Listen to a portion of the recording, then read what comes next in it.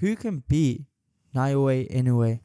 So we recently witnessed Inoue pitch out a masterclass performance against Luis Nery in his last fight, and although he did get caught in the first round and got dropped, we watched Inoue beat him down for the rest of the fight, eventually sleeping him in the 6th. And this raises a big question, and not so much who can beat Naoya Inoue, because that really doesn't even seem like a possibility at this point. It's who can even give him a challenge, aka who can give him a big fight. The most challenging fight in Inoue's career was the first fight between him and Nonito Donaire, which was a fight of the year. However, this rivalry was completely shut down in their rematch when Inoue completely dominated him, finishing Donaire in 2 rounds. He's dominated all of the top names over 4 divisions over the last few years, all of the top names in the 118-pound division recently, shutting down all of the top ranked fighters with ease. He then moved up last year to 122 pounds to face the biggest name in the division, and supposedly someone that was supposed to give Inoue a big challenge, and the biggest challenge of his career, in Stephen Fulton, a slick boxer, someone that Inoue has never really faced before.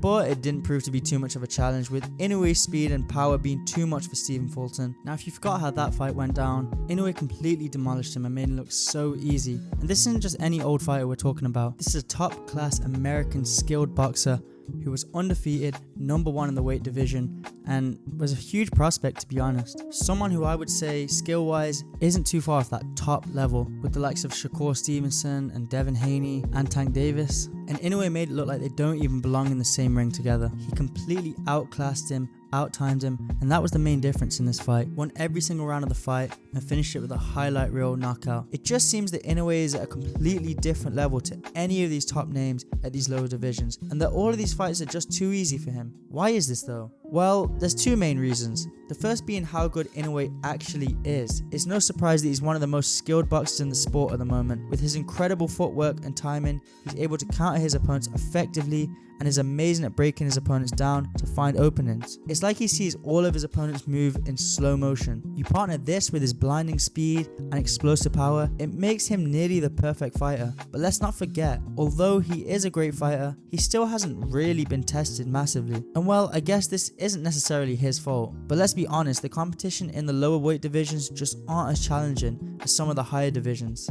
which in turn makes Inoue less of a draw than other fighters. Because yes, he's one of the best in the sport, but he doesn't have a chance to prove it really against a huge name. There have been talks of Gervonta Davis versus Inoue, which would be absolutely huge and would elevate either one of them, whoever wins, to being considered an all-time great in the sport, in my opinion. I just don't ever see that fight actually happening, just because I feel like the weight difference is a little bit too much for either one of them. They would have to fight at a catch weight maybe, something like 130, which I don't see Gervonta ever going down to, or Inoue jumping up to. Maybe one day though, there's been huge talks about a potential mega fight between Inoue and Gervonta Davis, and I think that would be the biggest fight for either one of them, especially since they're currently both in their prime, and that's the kind of fight that Inoue needs to get him to that level and be proven as a huge draw in the sport. And unfortunately, there isn't that kind of fight at any of those lower divisions. So what's next for him? Well, my best guess would be that he should now move up and clear the next division, which would be the 126 pounds, fighting all the top names at that division, maybe Alberto Lopez or Lee Wood. I did say in a previous video that Nick Ball and Raymond Ford should run a rematch back,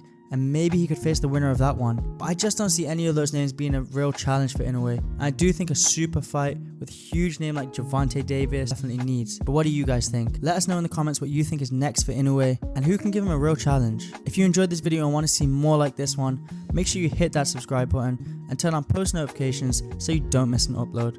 Anyways, that would be all. I'll catch you in the next one.